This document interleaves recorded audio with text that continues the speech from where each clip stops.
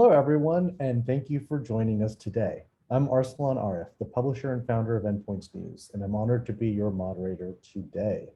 Today's panel is sponsored by Charles River Laboratories, and our topic is the AI revolution empowering the scientist? Daniel Cohen will actually be your moderator today, leading today's discussion. Daniel is the co-founder and CEO of Valence Discovery. And joining Daniel on the panel is Grant Wishart, the Director of CADD and Structural Biology at Charles River, Jörg Wegner, Associate Scientific Director and Team Leader of the AI Design Team at Janssen Research and Development, and Michael Bronstein, a professor at Imperial College and the head of graph learning research at Twitter. If you have any questions during today's webinar, please feel free to submit those using the Q&A box at the bottom of your screen. We deserve some time at the end to answer your questions that come through and look forward to seeing what you have to say on today's topic. And from here, I'm going to hand it to Daniel to start today's discussion. Daniel? Thank you, Arslan, and thank you to everyone for joining us today. As Arslan mentioned, I'm Daniel Cohen, co-founder and CEO at Valence Discovery, and I'm really excited to be moderating our discussion. So for those who don't know us, Valence is an AI-enabled biotech startup really focused on developing novel machine learning methods to help overcome the limitations of existing deep learning tools in drug design, which is something that we'll be spending a fair bit of time on today. And before we begin our panel, I just want to take 2 minutes to thank today's sponsor, Charles River, for hosting us, and also highlight the strategic relationship that we at Valence have entered into with Charles River earlier this year. And the focus of this relationship was really to join forces to provide Charles River clients with access to the Valence platform for generative chemistry and multi-parameter optimization, with the aim of enabling the design of small molecule drug candidates in novel regions of chemical space, followed by very rapid optimization against program-specific potency, selectivity, ADME, and toxicity criteria. So if you're an existing Charles River client or are considering working with Charles River on any of your ongoing discovery programs, and you're curious about how you might accelerate those efforts with AI, please don't hesitate to reach out either to myself or to Cedric Lamy, Director of Business Development for Early Discovery at Charles River, whose contact information you can see on the slide. So with that in mind, it is my pleasure to bring together this great group of panelists to shed light on a topic that's very near and dear to my heart, which is whether AI is empowering the drug discovery scientist. And so this is obviously a topic that's gotten a lot of attention in our industry over the past few years. It's something that everyone seems to be thinking about, from early stage startups through to academic research institutes, through to the largest pharmaceutical companies. And our goal with our time today is to reflect on where we are in the adoption of AI across the drug discovery industry, take stock of whether these technologies have met expectations in the field today, and ultimately leave our discussion with the sense for where this space is heading over the next 5 to 10 years. And I just want to remind the audience that you can input your questions in the Q&A box, and we will do our very best to address them at the end of the discussion. So I'd like to begin the conversation today at 30,000 feet. We've all been hearing about AI in the press for many years, but I'd love to start by getting the panelists' perspective on where we really are today in the adoption of AI in drug discovery.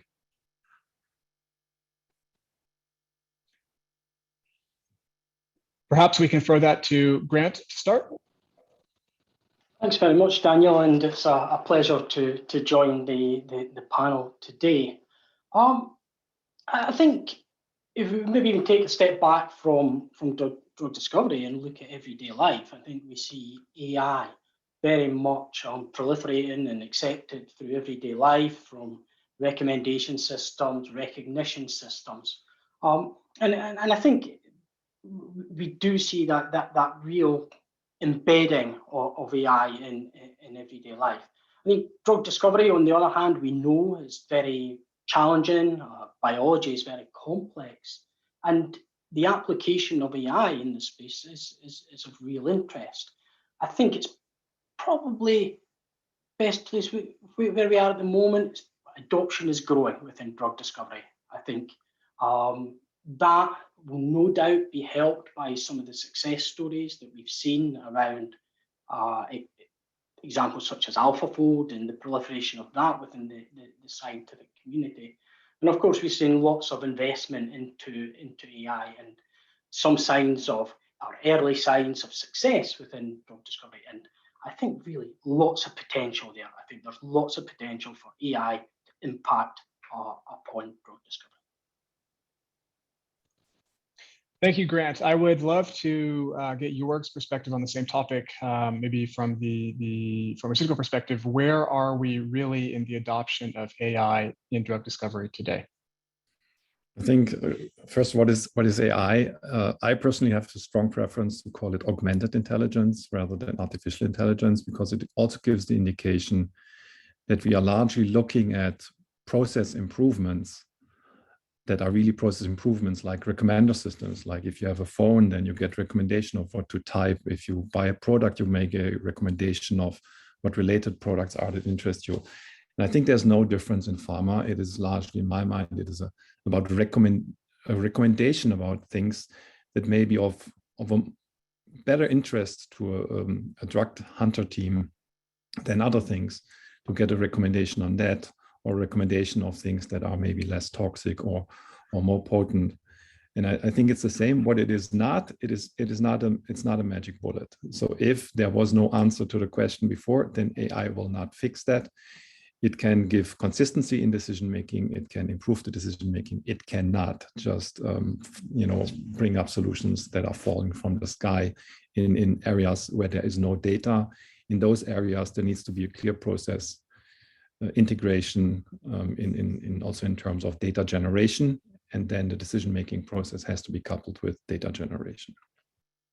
Thank you, Jörg. So let's double click on that topic of AI as a silver bullet. So I think as everyone joining us today knows, drug discovery requires the integration of countless technologies, some of which are computational, but many of which are experimental.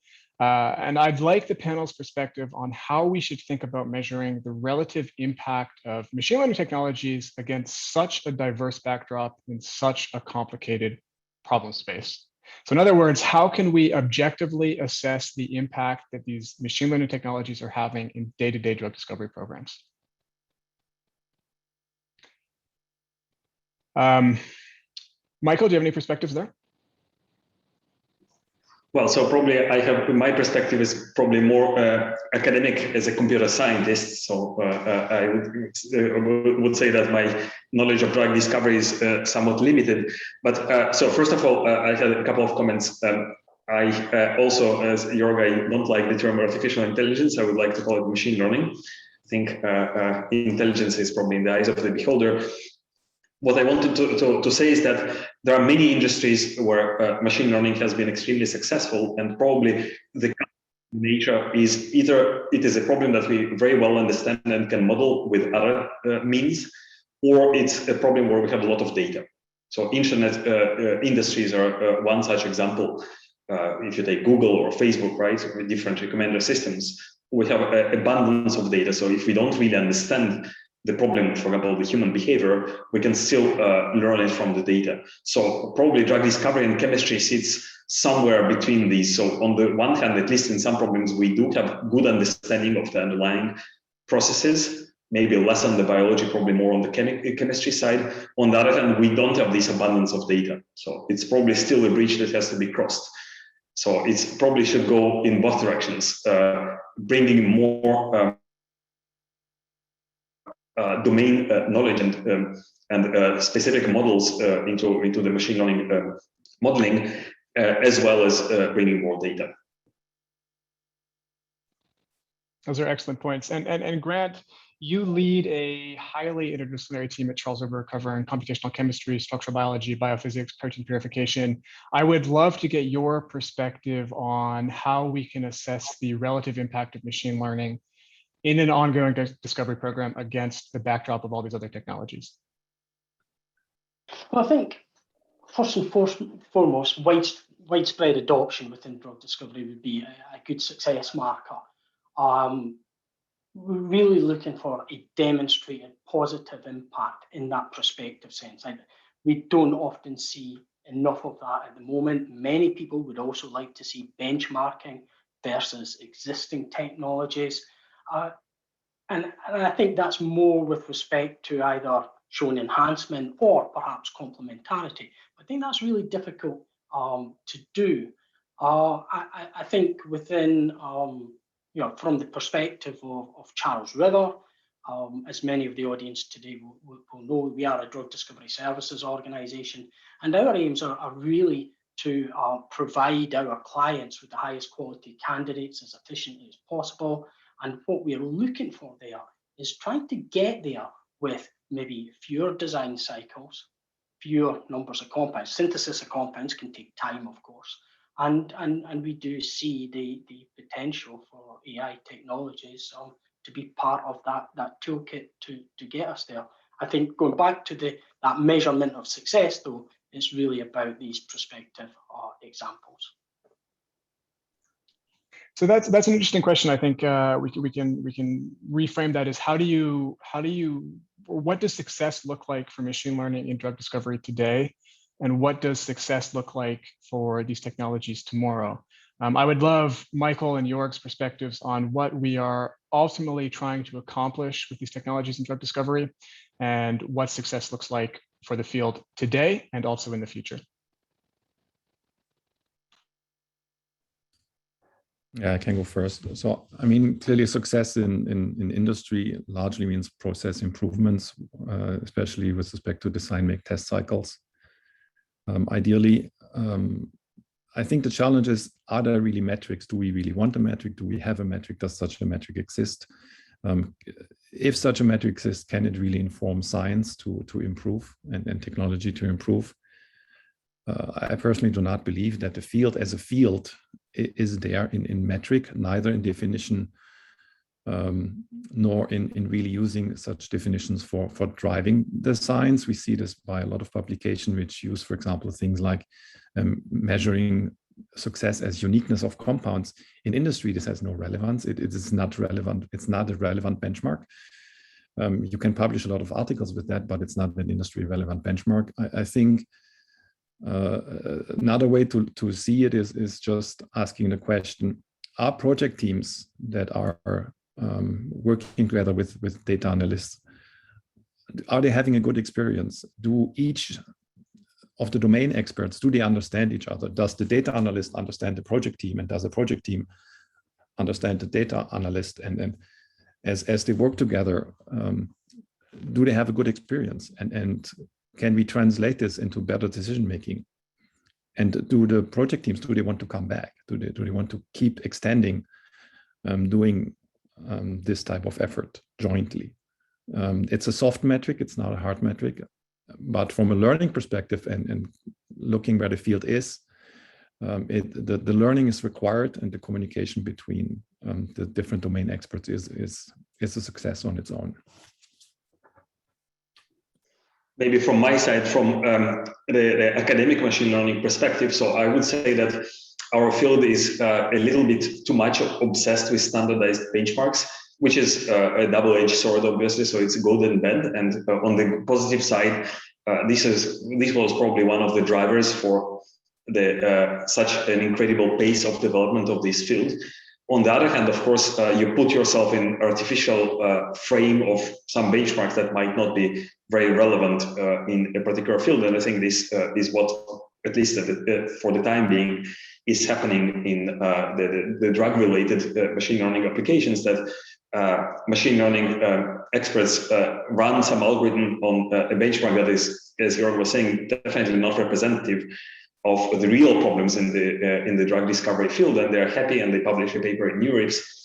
And this is where everything ends for a machine learner, but this is probably where everything begins for a drug hunter. So probably, again, there is some bridge that has to be crossed between these fields.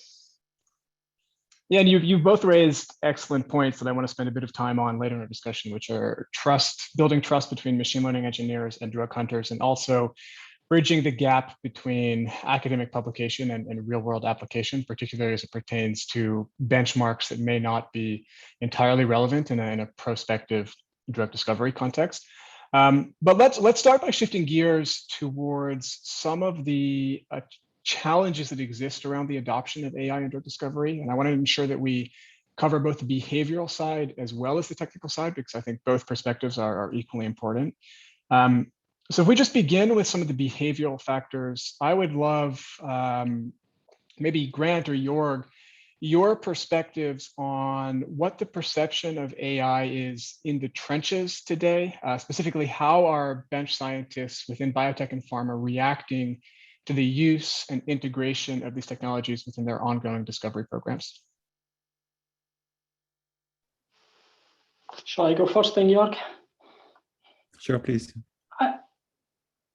I think we're starting to see an emerging positivity and perhaps an overwhelming curiosity. I think scientists should always be curious, and I do think that seems to be coupled with a small amount of healthy skepticism. I think scientists naturally want to see the evidence, they want to see the details and understand how things work. But of course, you get that complete spectrum of opinions towards new methodologies. And I think what will help is just that better understanding of how the technology is working, how it's perhaps making decisions, and a little bit of a view into sometimes that black box.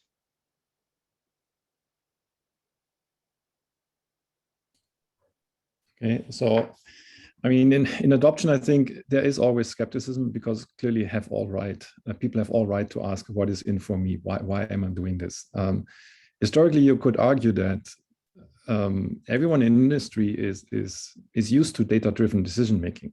So data-driven decision-making in industry exists since a long time. So what is now the difference between traditional data-driven decision-making and AI or ML, machine learning data-driven decision-making? Conceptually, if people come with their project, with their individual data points, they could say, well, that are my data points, that is my project.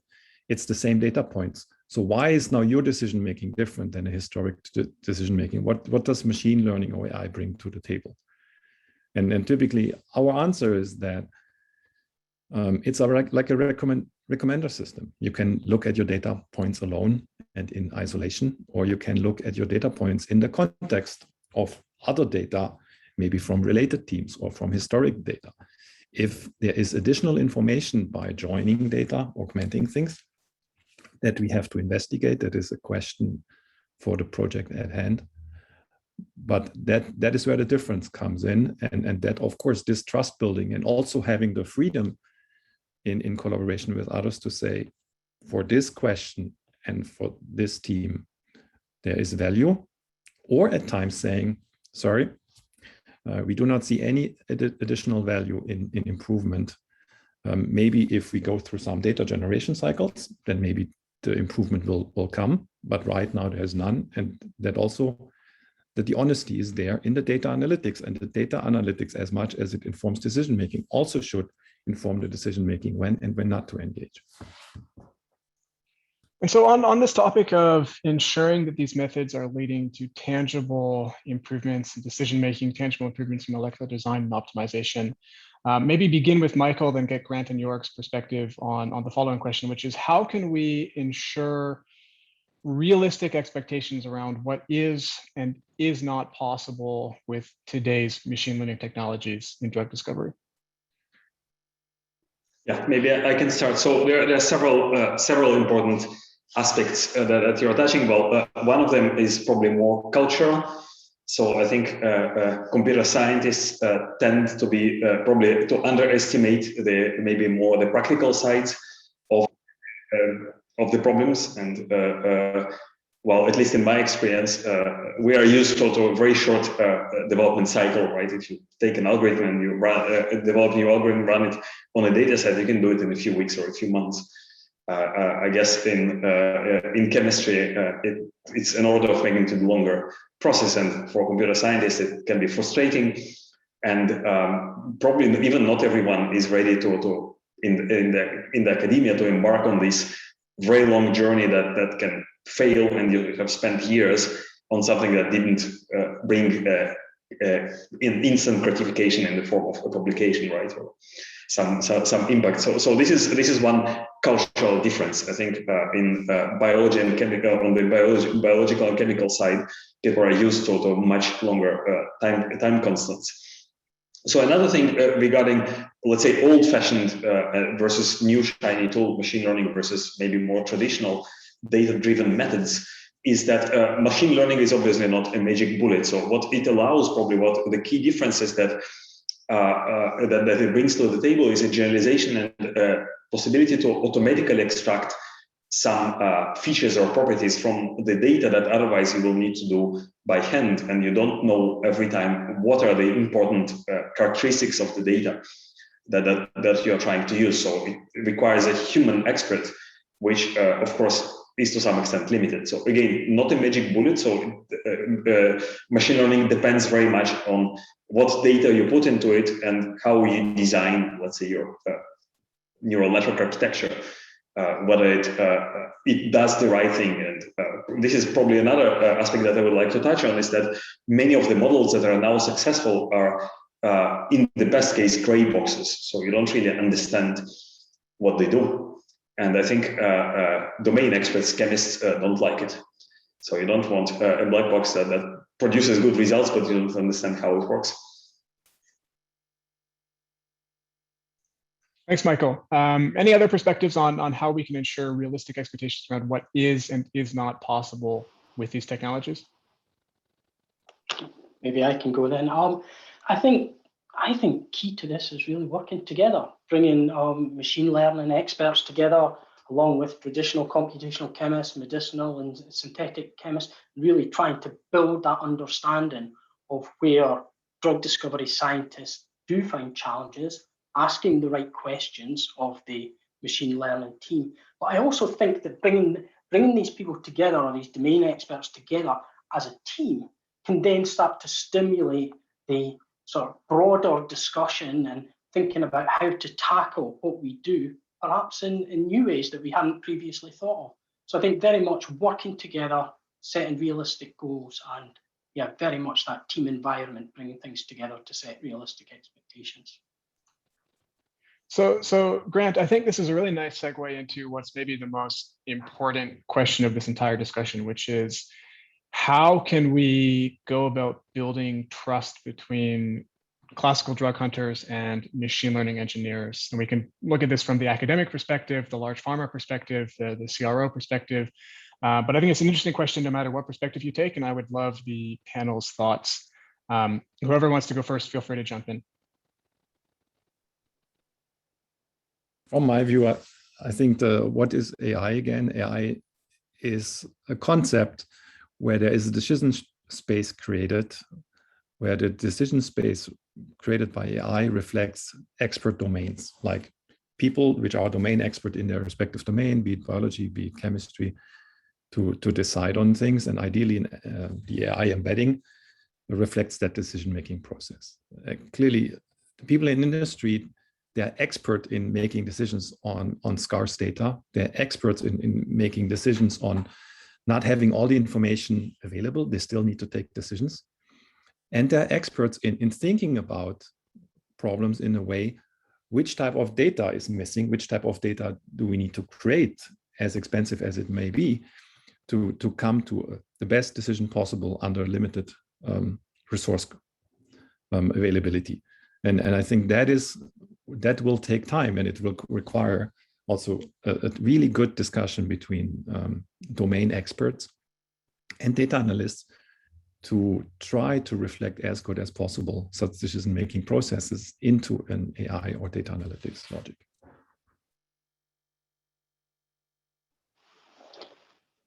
Perhaps to build on that and really reflect back on, I think, one of the comments that Jörg had made earlier, I think that communication is absolutely key. Making sure that all parties are starting to understand each other, talk the same language. I think, whilst I don't speak for all medicinal chemists, I would think that most medicinal chemists will not be too concerned about RNNs, CNNs, VAEs, or whatever the latest architecture might be. But what they do want is an understanding of the technology and how it makes decisions and how it can help their projects. So that bringing together the domain experts, making sure the communication is there and people are talking in terms that they all understand. Maybe one point that is a little bit tangential, but still very important. So I completely agree with what was said about collaboration. So academic scientists and machine learners should collaborate with chemists and drug developers. I think one of the obstacles, though, that many of these collaborations happen in the industry that is very adverse to publishing sensitive results. And in the academic community, it's, as you know, publish or perish principle. So people are reluctant to embark on a journey which doesn't have a publication at the end. So if I develop this super duper machine learning algorithm, but nobody will know about it, then it's like I did nothing, right? So the community will not know about it, and this is really the currency of academic scientists. So there should be probably some understanding of the goals and reward systems of on both sides for effective collaboration. Yeah, and I think that's a very nice segue into next topic I wanted to cover, Michael, which is switching gears to some of the technical limitations that exist around AI and drug discovery, and we can look at that from a publishing perspective or a scientific perspective. But I'd really like to start by spending a minute or two on what we can do to overcome some of these challenges. For example, at Valence, we believe very strongly that new deep learning methods that are better suited to small and sparse data environments are necessary to unlock the real potential of deep learning and drug design. And maybe beginning with you, Michael, I'd like the panel's perspective on some of the challenges that you view as being unique in applying machine learning and drug discovery relative to other problem spaces. Yeah, so I can start. So probably two topics, 2 points that I would like to mention here. So one that you raise yourself is the scarce availability of the data, right, or the cost that it takes to acquire the data. So it means automatically that probably these big black boxes that have a lot of parameters and that work well when you have access to unlimited amount of data do not work well, right? Because they, of course, will immediately overfit your small data sets and will not generalize well. So in this case, you probably need to go back to the drawing board and reinvent the algorithms, incorporating more powerful inductive biases, better understanding the underlying chemistry or physics. And this is what is happening. Well, I guess this is what Valence is doing. This is what some of the projects where I'm involved, for example, different types of graph neural networks that better model physics like equivariant message passing and so on. Another thing related to data is somehow we separate the data from learning, but in my opinion, it shouldn't be. So all these computational in silico prediction methods, or a chemist that sits in the lab that does an experiment, or maybe has some experience-based inspiration or high throughput automatic lab that produces a lot of data samples, they all should be integrated into a single pipeline. And maybe this is a little bit idealistic wishful thinking, and it's probably easier to say than to do, but at least I see that from some publications that this is happening. And what you would like to do is probably to make some predictions. So your computational algorithm is a kind of an oracle that is maybe very cheap and very fast, but not very accurate. And then it will suggest you some candidates that you will test experimentally, maybe in an automated lab, and then maybe it will be refined by a human expert. And this will be a closed loop where you basically you refine the machine learning algorithm by the data that is produced for the specific problem.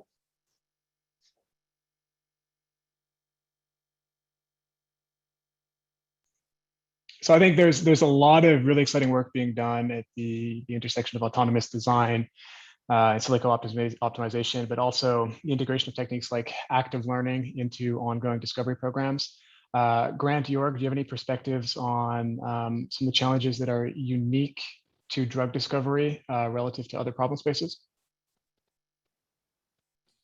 I mean, clearly the concept of reinforcement learning and active learning is quite different between, let's say, gaming industry and AI and drug design and AI, because I mean, we don't have a game you can just run forever, and eventually a logic will learn how to play itself. That doesn't exist in the life science industry, because there is not that type of mechanics. There may be living material involved, and there's not that amount of data generation to learn that. So I think, again, it points to the low data scarcity issue, and some learning paradigms that are valid in other domains don't fully apply. It can be active learning, but I don't think it can be necessarily reinforcement all the time. That's one aspect. I also want to quickly pick up on another point that was made by Michael on the collaboration, or the win-win scenarios between, let's say, industry and academia, or other types of collaboration between industry partners or academic partners in general. Clearly, it is a requirement that there are win-win formulations for all parties involved in collaborations. Academic partner clearly have to understand that there is a cost in creating data, and there is intellectual property associated with some of that. As industry partner understand that there's a lot of innovation and insights in method development, as well as in data generation.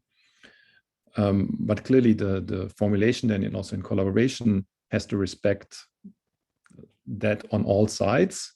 And typically it is possible to formulate that in contracts or collaboration agreements, that there can be data access as long as there's an agreement on terms, that people do not violate giving data out that is not theirs, or deriving insights that are not that cannot be kept, and those type of things. But it's perfectly possible, and I think also towards the future, finding such formulation and getting clever about collaboration scenarios and isolating win-win scenarios is key for driving AI forward in industry and in academia. I think that's a really nice segue into the next question I wanted to get Grant's perspective on, which is how should drug discovery organizations for whom machine learning is not necessarily a core competency think about staying on top of technical advances in such a rapidly evolving field? Well, I think, first of all, with it being such a rapidly evolving field, I think it's very difficult to be completely on top of this. But of course, what these organizations can be looking to is, for example, external partnership to really look at the different options, bring in the domain experts from these external partners, and look to bring on board technologies in that way. Jörg, do you have any perspectives from the large pharma side in terms of internal R&D versus external collaboration, and what you're doing at Janssen to stay on top of the machine learning field? I think in general, speaking in general, as a person, there's always a benefit in collaborating. There's always a risk of having a tunnel vision on executing things. In decision making, it is just simply limitation that you can only be so much of a domain expert. Also, there, speaking in general, all the people that are looking into data analytics, you need math skills, you need domain expert skills, you need IT skills, you need computer science skills, and at the end, all of the intersect of that leads then to the unicorn of a person that rarely exists, because you need that many skills. And that is where the key challenge lies, because you can either be an excellent domain expert in a business application, or you can be an excellent domain expert in data analytics. It is very rare to find people that are both, or also then adding additional skill sets makes it even harder. So that means inherently there is a requirement for collaboration and to find construct to collaborate together. Maybe if I may add on to this point. So, the way that the two worlds operate are very different. So I think the pharma industry traditionally is very secretive and very obsessed with the data, of course, because it costs so much to produce it, and it constitutes very valuable intellectual property. I think the machine learning community has taken the other extreme, being open source and move very fast and break things and then fix them on the way. And this difference, not only in the culture, but also in doing things, is very difficult to reconcile. So probably, and again, this might be wishful thinking, it would be good if, at least to some extent, the pharma industry could adopt some of the practices of the machine learning community of opening up. And what I mean by this is, for example, one of the challenges in machine learning in, let's say, past decade or a couple of decades was to avoid duplication of work, and to make sure that you can compare in a fair way different approaches. And that's where benchmark-driven research was so successful. You can argue, of course, about the validity and the quality or representativity of the benchmarks, but if in the past I could have two algorithms running on completely different scenarios that would be impossible to compare, like apples and oranges, if we have a common agreed upon benchmark and common data set, then it's very easy to say which is the winning one. The second thing is that when you have open source data and open source mindset, so you can also share code, you avoid the effort of redoing the same thing without knowing that somebody else has tried it and it didn't work. So I think this is, I know that there is a little bit of this, or maybe not a little, much of this duplication of work in the pharma industry, and probably it would be good if it could be avoided or reduced. So it's an interesting point, and I think we're touching on some of the points raised earlier around bridging the gap between research and application. And one of the things that we are very familiar with at Valence as a team that does a lot of research and publishing is that there's oftentimes a meaningful gap that exists between recently published method in NeurIPS, iClear, ICML, in which your model has performed on some industry standard machine learning benchmark, and then getting that model working reliably in a prospective environment. Maybe we can begin with Michael, if you have any further thoughts on bridging the gap that exists between research publication and practical application. Yeah, so of course this gap always exists, and I think one of the ways to reduce this gap would be more realistic scenarios. So, and as I said before, it requires real data, and real use cases that could be maybe digested in the form that computer scientists understand them. So you don't need to be an expert in chemistry in order to develop a new algorithm and run it. I see a lot of progress that is being done in this domain, not necessarily in drug discovery, for example, in material design. So I think it is evolving, it is changing for the better. Thank you, Michael. Do Jörg or Grant have any additional perspectives on how we can better bridge that gap between publication and prospective application?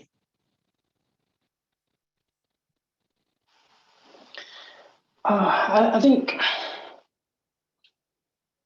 whilst we might not be able to close the gap, there certainly is a gap there. And I think that real prospect of collaboration is one that could potentially fill that gap. I think what we see is that we do see a whole host of publications about the technical side, and the majority, I would think, of drug discovery scientists are not going to read a lot of these. They are highly technical, and we rely on people like Daniel, Michael, to be able to convey these messages to the teams. And of course, we see many review articles from how wonderful machine learning and AI will be and solve everything. I think we're moving away from that a little bit now. We're starting to see a lot more pragmatic and balanced review articles, but there is a real gap of the application of these methodologies in real world scenarios.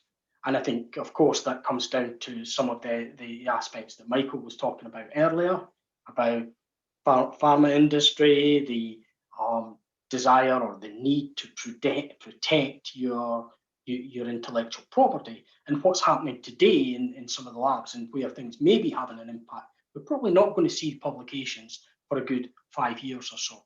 So I think we probably will see the publications at some point.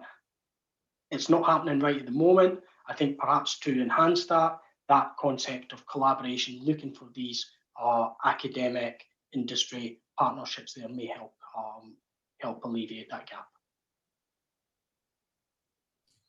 Maybe to add a little color to that as well, from my view, is that if there's a new method that was never used before, how much can we sell it? Nobody knows. And so I think one of the key questions is always, and I think also that for anyone in industry as well as in academia, if we cannot show retrospectively on some benchmarks defined on some retrospective business use cases that exist somewhere in some form, if we cannot show any utility on anything retrospective, how much do we really believe that this method will do anything in the future because it was never shown? So I think that there is a responsibility on all sides to ask the question and challenge each other as we move ahead. Is this the right question to ask? Is that the use case? Is that the benchmark? Is that the retrospective thing we believe in? That if that works, that we also trust and believe that a prospective application would actually a useful thing to do, because it's the trust building, but it also comes with the requirement that we cannot just throw a problem over the wall and say, oh, we have a problem, now go fix it with AI. The responsibility is equally there in defining retrospective use cases that are valid and believable, because at the end, if we want to make it work, it is the responsibility of everyone involved to define something we all believe in. So Jörg, I'm going to pick on you for just one more second. I would love your thoughts on how we can do a better job of defining retrospective use cases that are valid and believable and useful for prospective translation. Any possible business process, again, speaking in general, any business process that exists in any industry, there are challenges. People know we can take that project XYZ or that business process XYZ. We can look at all of the things that have happened in the past. And we can ask the question, if we would have by simulation done it differently, could we formulate it better, or could we find a solution faster, or could we find even new solutions, or any of that? Can we just formulate it as a generic simulation exercise, or as a data analytics exercise with holding out data by sum split, by clustering, by time series, by whatever? So that can be formulated. And the data may be scarce, but especially if we look back, there should be some data to help with that. And if we cannot formulate a benchmark, then the question is, why are we spending time on this at all? Because if nobody can formulate a benchmark, then people shouldn't be surprised that there can be no hard metric on it. I mean, if nobody can formulate a benchmark, maybe there is none. So I think benchmarking is, we could probably spend an entire hour on that alone. But maybe in the interest of time and knowing they want to leave a few minutes for Q&A from the audience, I want to just quickly close out this section of the discussion, having now covered some of the behavioral and technical challenges that we're currently working to overcome in the application of machine learning and drug discovery, and conclude by getting our panelists' perspectives on what the future looks like. And I want to begin with Michael from the academic perspective. What do you believe is the most promising area of machine learning research that has the potential to create major breakthroughs or improvements in a drug discovery context? Yeah, good question. So I'm probably biased here because, well, I work on particular kind of machine learning systems that we call geometric deep learning that build from first principles such as symmetry, where you can argue that all physics can be derived from these basic principles. So I believe more in fundamental principles rather than in specific architectures that realize them. And because architectures change very fast, as we know. So if you look at what happened, I don't know, 3 or 5 years ago, in the field, you will probably see completely new things nowadays that could not even be thought of 5 or 10 years ago. Basic principles change much slower, I think, if at all. You may argue to some extent. So I think it's important to focus on these principles that will give rise or will create, will give a systematic and principled way to derive future machine learning systems. This is on the one hand, and of course, better understanding the problems of working with domain experts in order not to solve well as the joke goes, looking at spherical courses in vacuum. So I think in computer science and machine learning, there is a little bit of this tendency to look at simplified problems. So it is probably good, but it should be simplified to the level that it's still interesting and relevant. So that's why I think collaboration with domain experts is fundamental. And for any of the machine learning scientists in the audience who haven't seen it yet, Michael gave a fantastic keynote at iClear on geometric deep learning. So I would point you in that direction for more. Maybe to get Grant's perspective, what do you think is currently the most overlooked application of machine learning in drug discovery? Or what should we be thinking about that we're currently not? Not so sure about overlooked applications, and I'm sure that as we learn more and see new algorithms appear, we will find new applications. I think probably new areas, I think, is that combination of machine learning technologies alongside physics-based methodologies. I think we've seen probably over the last few years, and maybe a little bit more advanced than some of the machine learning technologies. So physics-based methodologies to predict relative binding affinity have emerged. And that combination of machine learning plus predictions of affinity through physics-based methods seems certainly attractive.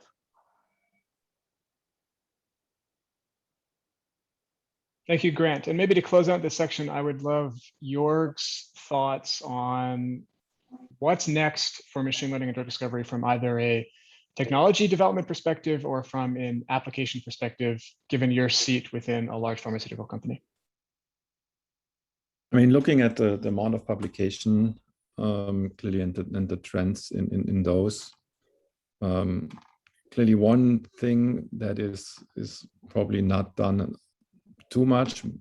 People think about AI very often as something predictive. I can estimate a number, but sometimes people do not think about AI or machine learning as something that can also be a speed up, like tackling combinatorical challenges and turning some combinatorical problems into more lookup problem to save basically resources in compute, actually like a cost reduction argument rather than just a predictive argument. That is something. Then also on the technical side, especially collaboration, especially all the data analysts will probably agree that data analytics is quite a different environment than having a production or product environment, because data analytics requires a lot of changes, like Michael pointed out. It's a very fast-paced environment, so that means the technical challenge of enabling data analysts to do the business integration, do the business application in a very fast-paced environment is very different to a very traditional, oh, I have here a Linux box and I can do some visualizations. That's a very different type of analytics environment as well as enablement, and not just only for the data analysts, even more so for industry and collaborations, because then things get even more complicated if there are legal considerations of how we collaborate, when we collaborate, where is the data, who works where, under which security considerations, and so on. Then things become even more complicated on the technical side. And as indicated, as we believe that overall that there needs to be good communication between data analysts and domain experts, really looking into scenarios to collaborate more by win-win scenarios in a technology environment, collaboration on technology, science, and business application is important, and to get better in this.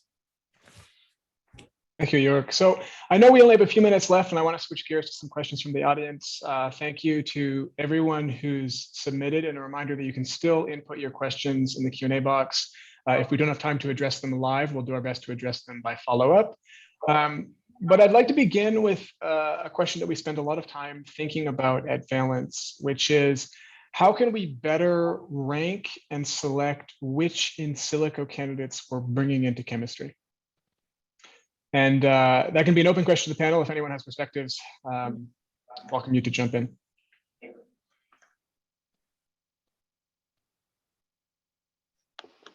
Maybe I can go first then. I think ranking and selecting is a challenge. What we're seeing is systems for multi-parameter optimization. These are showing a bit of promise.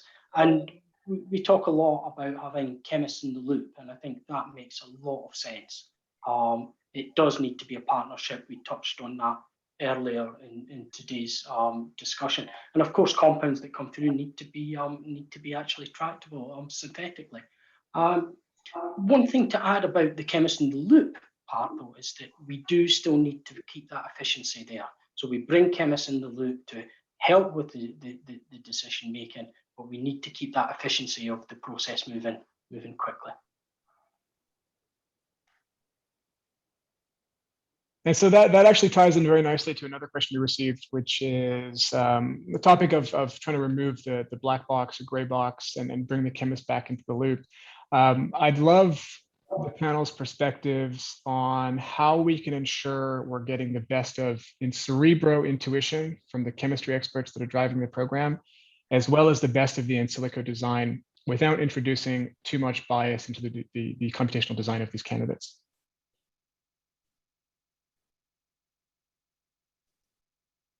And I'll say it's something we spend a lot of time thinking about at Valence. I think it's a difficult problem. But I'm curious, maybe Jörg, from the pharma perspective, how you're thinking about combining the best of both worlds without introducing too much bias into the design process. Yeah, and speaking now in very general terms, I mean, clearly, traditionally, there are expert systems. So expert system means that experts in the field derive rules or create a particular data, which comes to a certain extent with a bias. And then typically machine learning or AI and really takes those expert system as initial baseline for making it usable for an exponential data growth, because expert systems scale linearly with the amount of experts, while all data, any sort of data, grows exponentially these days. So, and I think that's where the gap lies. So then what the relation is between how expert insights can be captured in a way that they still can inform the data analytics without defining and limiting it. It's a very challenging question, to be honest, and I think there will be a lot of different answers. It depends on the operational model, as well as on overall business processes, as well as overall dynamic or collaborations in general. So I cannot give an easy answer on that. It's a very complex field. And so maybe to continue with the theme of complex fields, I think we have time for perhaps one last question. Something that we spend a lot of time working on at Valence is this issue of small and sparse data, to develop new approaches from a meta learning perspective, few shot learning perspective, doing work on distribution generalization to try and help unlock these small and sparse data sets. I would love the panel's perspective on how we could better handle this issue of sparse data when applying these technologies early in a discovery program. Maybe I can try to at least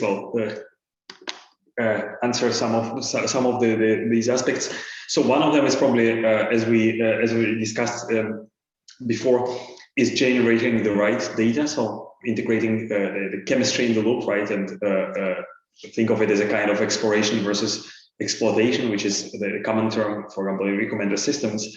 So when you have scarce data, the next amount of data that you will produce experimentally will be the right data that serves for your problem, because obviously, as Jörg also mentioned, that the search space is it has combinatorial complexity.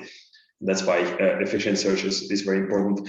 Maybe another aspect, and this is also what Jörg mentioned, is the possibility of machine learning to accelerate process. I will try to formulate it slightly differently. So it's a kind of model compression or model simplification. So in many cases, when you don't know at which level of abstraction to work with your complex system, whatever chemical or physical it is, so maybe you work with too many degrees of freedom, right, or too high level of complexity that requires a lot of data and requires a lot of maybe computational time, and is not very efficient. So machine learning in some settings can discover automatically what is the right level of abstraction to work with the system, and compress maybe, for example, very computationally inefficient solvers, for example, when you have differential equations, right, or maybe some quantum mechanical simulations, into something that is maybe slightly less accurate but much more efficient. And you would know, for example, that in this system you don't need all these level of complexity, because at that level of abstraction is not required. You can simplify it. So this is, in my opinion, one of the promising directions where machine learning, and we see this happening even in other fields like predicting weather. Recent announcement from DeepMind, for example. This is this kind of problem, right? Thank you, Michael. And so I think we're running up on time here, and we maybe want to begin to wrap this up, let everybody get into their next meetings. But I just want to say thank you to the audience for joining. Thank you to our panel for taking the time out of the day. We hope that you've enjoyed the discussion. Thank you also to everyone who contributed with questions. We'll do our best to get to those sometime after the panel. I just want to remind everyone that if you're interested in learning more about how Charles River, in collaboration with Valence, can help to accelerate your discovery programs, please feel free to contact either Cedric Lamy, Director of Business Development at Charles River, whose email you can find on the slide, or you can reach out directly to myself, Daniel Cohen, CEO at Valence Discovery, either by connecting on LinkedIn or emailing me at daniel@valencediscovery.com. We would be more than happy to dive deeper into any of the topics we discussed today, or share more information on how we can use the Valence platform to unlock novel chemical space against previously intractable biology. Thank you, everyone. Thank you, Daniel. Thank you. Thanks to our panel for sharing all of your knowledge with our audience today. And I also want to thank Charles River Laboratories for sponsoring today's webinar. If you want to rewatch today's session or share it with colleagues, a link for on-demand viewing will be sent tomorrow. I'm Arslan Arif for Endpoints News. Thanks for joining us, and we hope to see you at a future webinar. Thanks, everyone.